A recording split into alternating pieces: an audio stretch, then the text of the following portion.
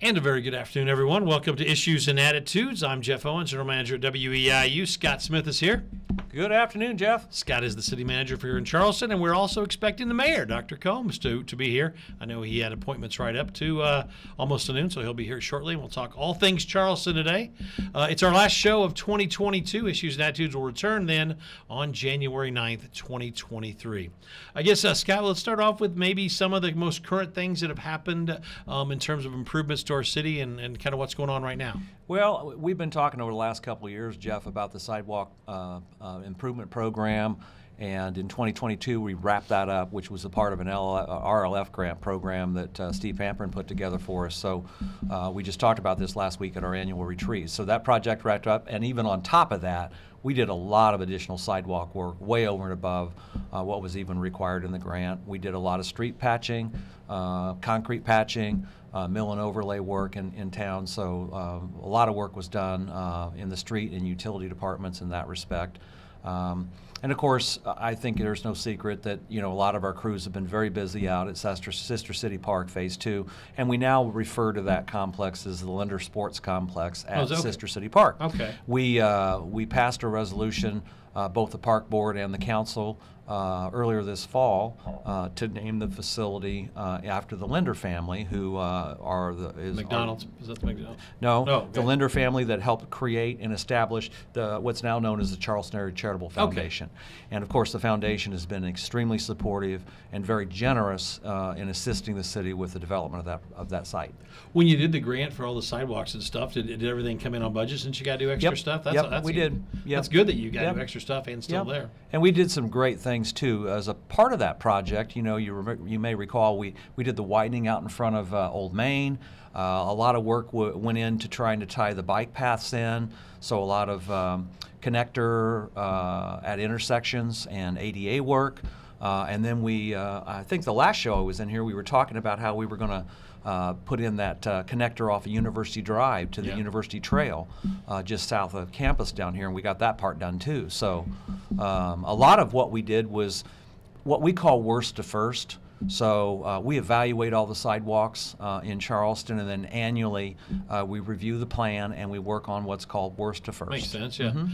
Is there something when you look back on a year, do you think, man, this was the best part of the year that we got this done? Does Scott Smith do things like that? Yeah, I mean, I think that it's no secret that Public Works gets the majority of their work done from, say, March to, November, December sometimes. We've had some pretty decent weather, and our crews are still busy out of Sister City. And so we got all the underground utility work done last year and early this spring, and then we got all the pretty stuff that you see up top, like the parking lot, curb and gutter, and we've got the one parking lot complete. We've got the base course down for asphalt on Community Drive.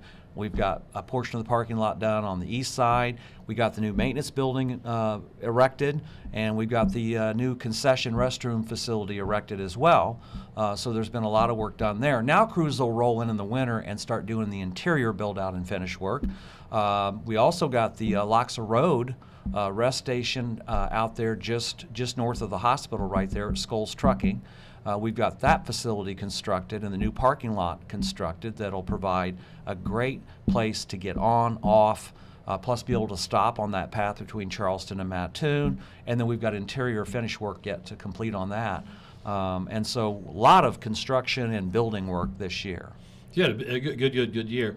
Well, one of the things I want to talk to Dr. Combs about, I'll ask your opinion too, and if Brandon gets here, we'll ask him, is we're going to enter into the spring semester as Dr. Glassman's last semester as at the helm of Eastern Illinois University. When you think about Dr. Glassman and what he's meant to the city, can you give a few thoughts on that? Yeah, he's been just a great team player as far as all things community, and I know he and the mayor have a great relationship and have really since Dr. Glassman arrived on campus. They've worked really hard to create and establish a better relationship between the city, and I'm talking about City Hall or the elected body, so to speak, and the community in general, but he's really included the mayor in a lot of activities on campus.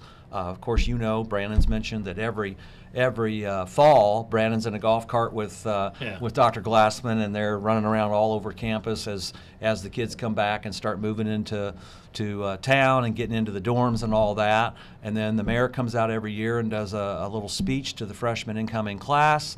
And then, of course, he's been involved in a lot of committees and the presidential search and just a lot of things going on out here. So I think we feel this sense of connection. But I think prior mayors, Larry Reynolds and Dan Kogel and John Inyard, have always had a really good relationship with the president, and they should. But Dr. Glassman's been obviously a real good friend of the city, and been very supportive of being on the chamber board and assisting with different city committees and things over the years. Jay Cottrell was on the planning for the comp plan for a couple years, and so we really appreciate all that he's done and the support that he's given to all of us at City Hall. Have you been out to check out the new Yost Hotel and Convention Center? I've been by it. I have not physically been in it. In fact, just the other day I had a doctor's appointment, and Jeremy Yost was pulling out back, so I gave him a big wave. But I didn't have time to stop in there that day. But I hear it's beautiful. Yeah, and when you think about that, something like that coming to town, that's got to make you feel good. I know, just like every time a new business and hotel comes, it just proves that people are putting their money into this county. Yeah, it is, and it's one of the things we talked about, and I'm sure Jeremy's touched on, and would if you talk with him, that one of the challenges, and I think it may have been in the Chimes Courier or maybe even an Eastern News article, and you may have talked to this point online, but one of the challenges that we've had is for some of the larger sporting events, and especially with like football, one of the challenges has been for the away teams to be able to stay either in Charleston or in Mattoon, just because of the size and the numbers for some of those away teams that travel up maybe the day before,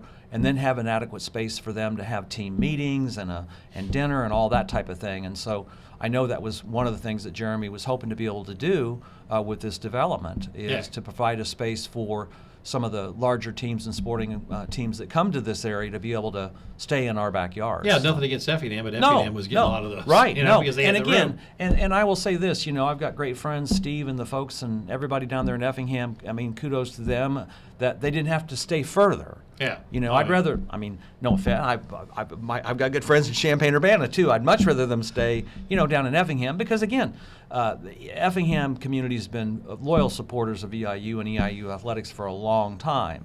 And we appreciate that. So it's a good partnership, but I'm happy that while they're not staying in Charleston, they're staying over in my buddy Kyle's backyard, but that's okay. But it's on the other side of the overpass, so you can actually take a little. We try to take a little credit, but I don't want to go too far, because then Mayor Hall and Kyle Gill will be upset with me. But I got ends with those guys. I'm sure that you do.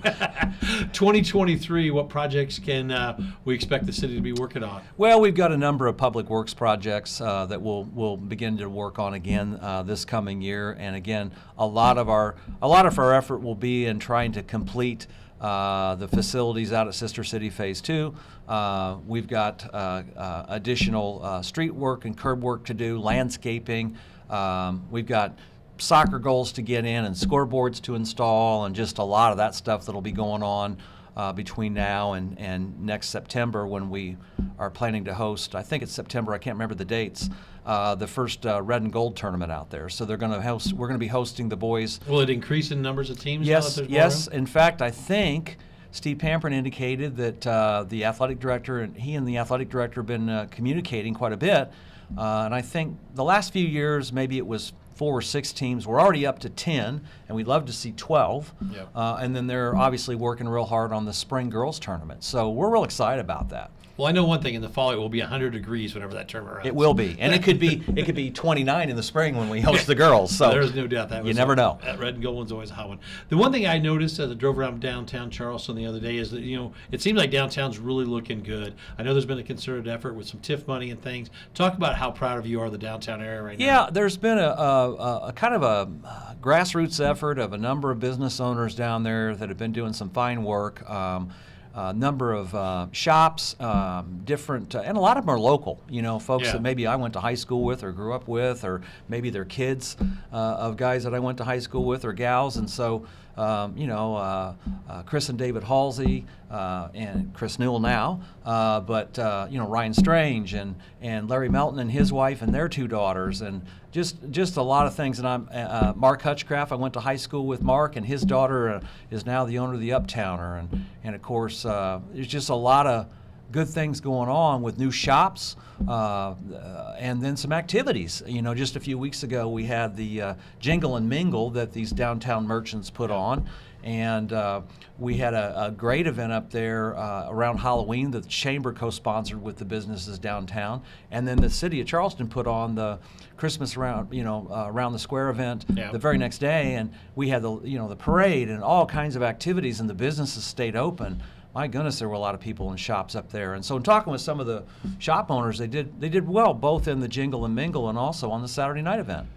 Yeah, and I like the fact that Mattoon's was Friday and Charleston's was Saturday, so people in the county could really get a double hit and not have to go very far. Well, and a lot of the businesses too, many of them have maybe a Charleston Mattoon location, and even if they don't, we've got a fair amount of folks that like to come over from Mattoon, and then Charleston likes to be a part of the Mattoon event. So it is nice that we can offset those. So yeah, it makes a lot of sense. Like I said, and in fact, you keep people in town for the whole weekend. Absolutely.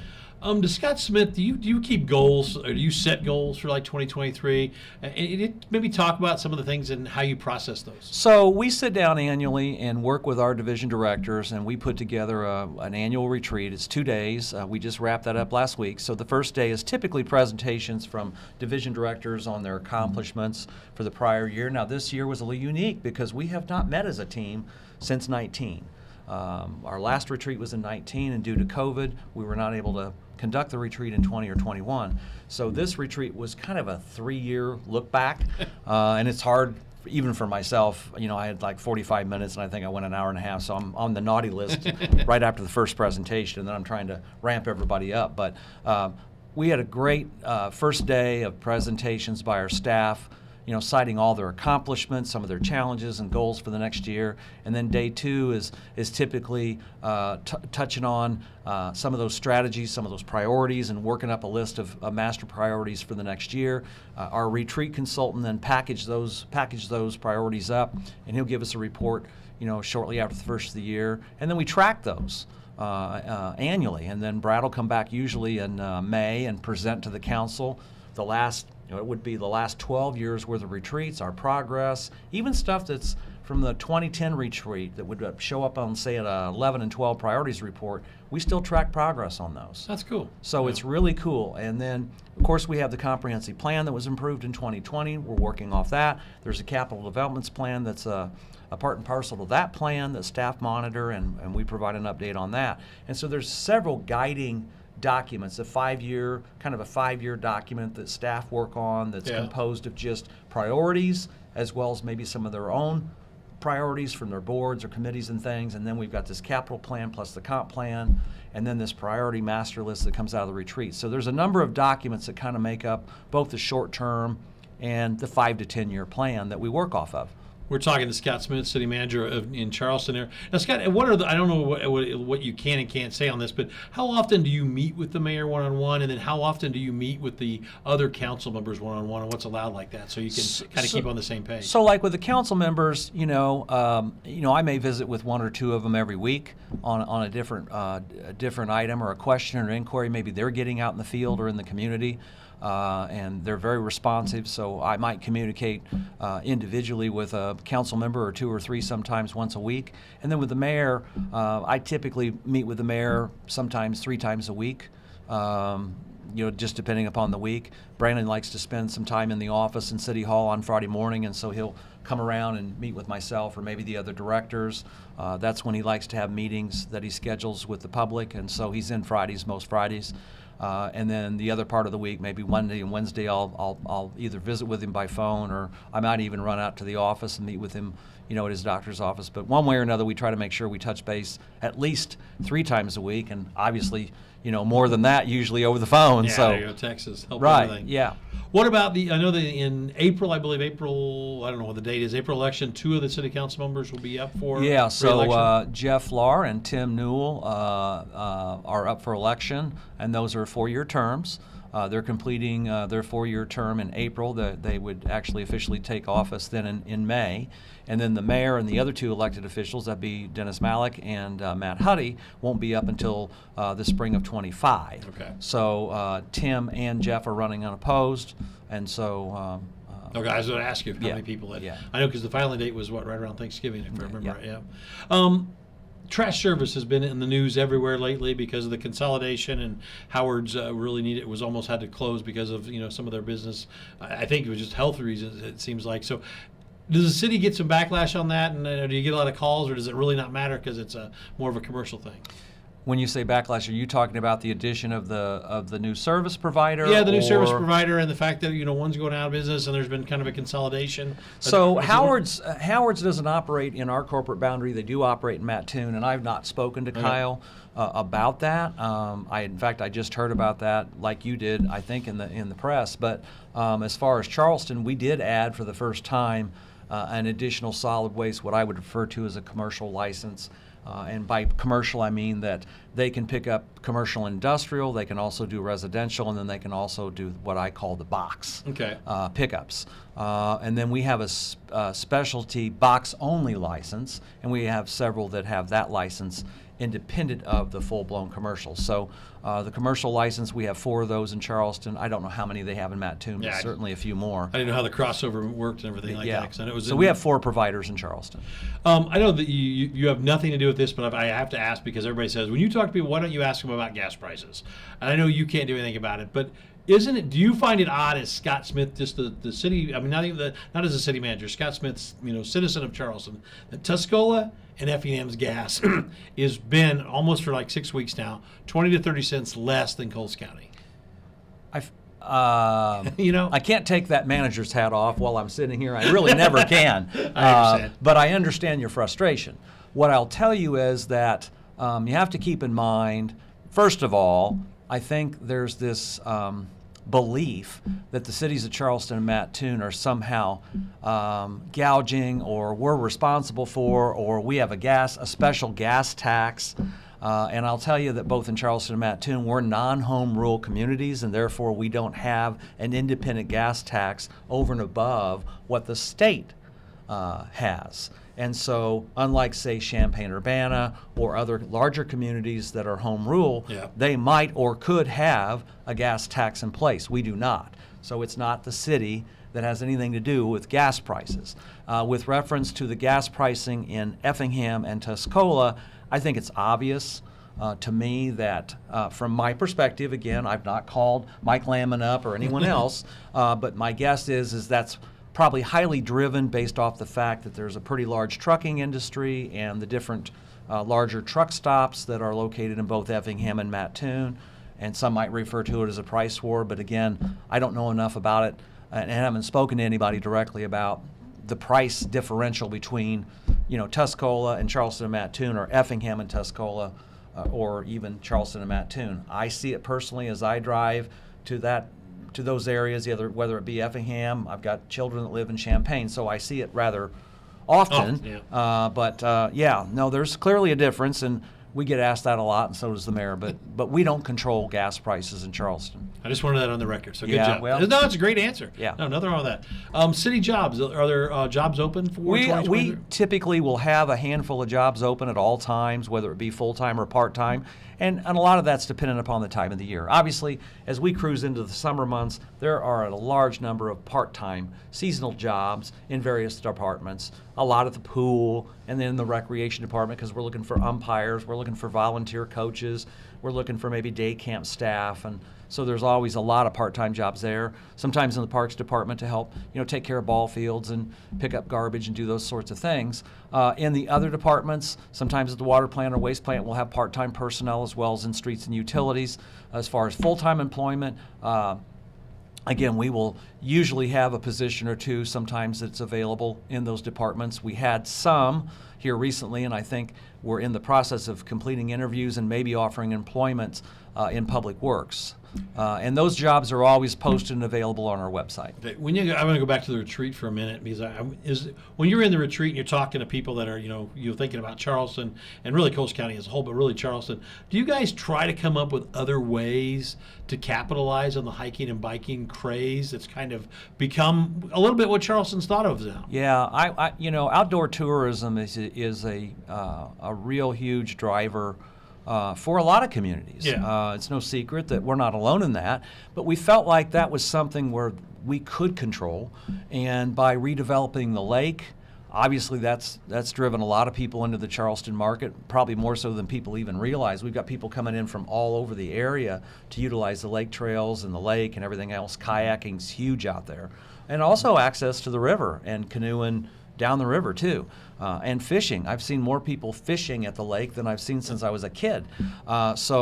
Yes, I mean, definitely the lake has been a huge addition from a tourism perspective, and obviously that interconnected bike path, the Lincoln Prairie Grass Trail between Charleston and Mattoon, we've always viewed that as an opportunity for somebody to come into Mattoon, get off the Amtrak, ride their bike to Charleston, and then access the lake's trails and our network of trails, come to Eastern, all those kinds of things. So as we continue to develop the lake and the lake trails, and this project down at Sister City Park, you're aware that we put a 1.5, 1.6 mile path around Sister City Phase 1 and Phase 2.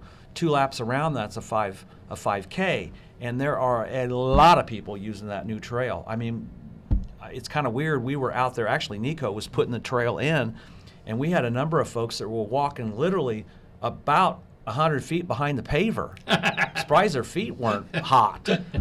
So they couldn't wait to get it in. As soon as the rock course base was installed, we had people using the trail, and then immediately thereafter, I couldn't believe the number of people from the neighborhood. And then it's kind of a destination walking location now. People are coming from the country and coming from town, and they're parking their cars, and you see a handful of ladies and kids with women with strollers, and families out there with kids and small bikes with training wheels on it, riding. And I got approached by my former city councilman, Gene Scholes. Last week, he and his wife have been out, and I think Gene's walked the trails. And so there's a lot of seniors and other folks that maybe some of the trails around the lake may be a little bit more challenging, let's say, for some of those folks to use. Like the Mets program. I know they were sending folks out to Lake. Maybe they'll be sending more out to Sister City. So we do have some great opportunities for people to get out and exercise and walk and bike and use the outdoor spaces that we have. And we're very fortunate in Charleston to have those spaces.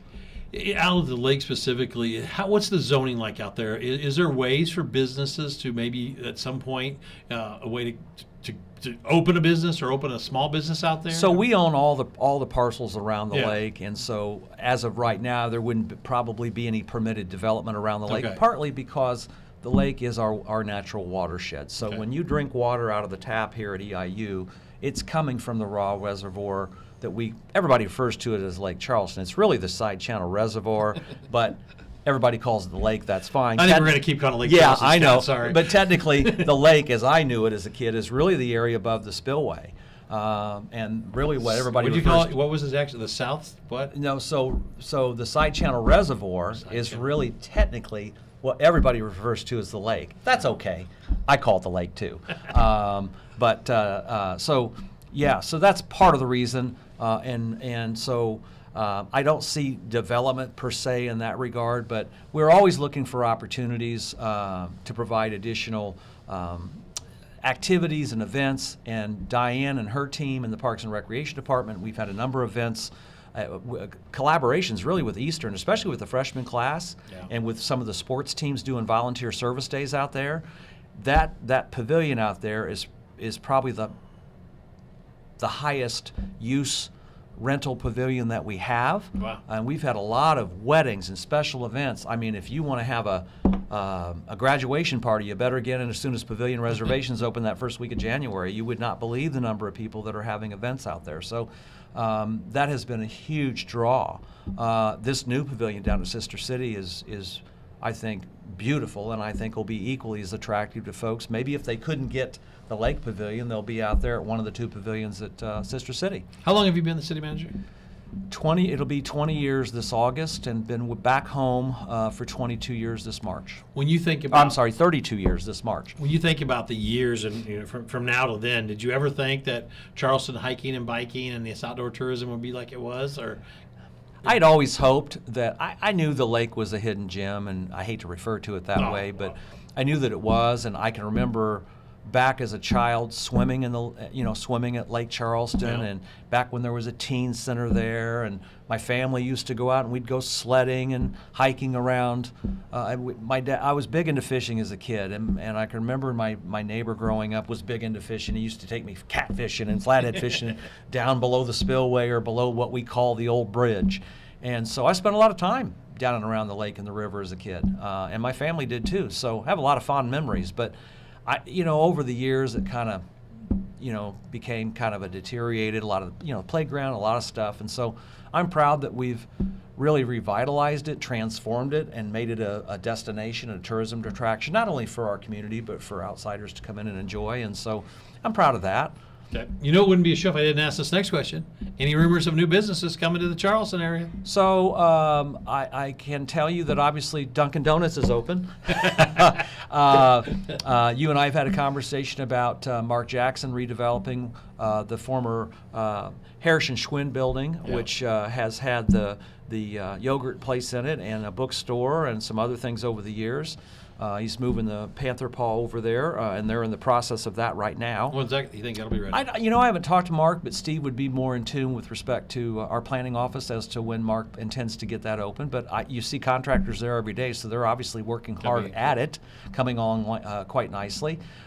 Davis Hawk, which is an HVAC contractor out of the Champaign area, and they are going to be moving a Charleston branch into the former Baldwin Pontiac location there when you come in on the west side of Lincoln, right there at Douglas and Lincoln.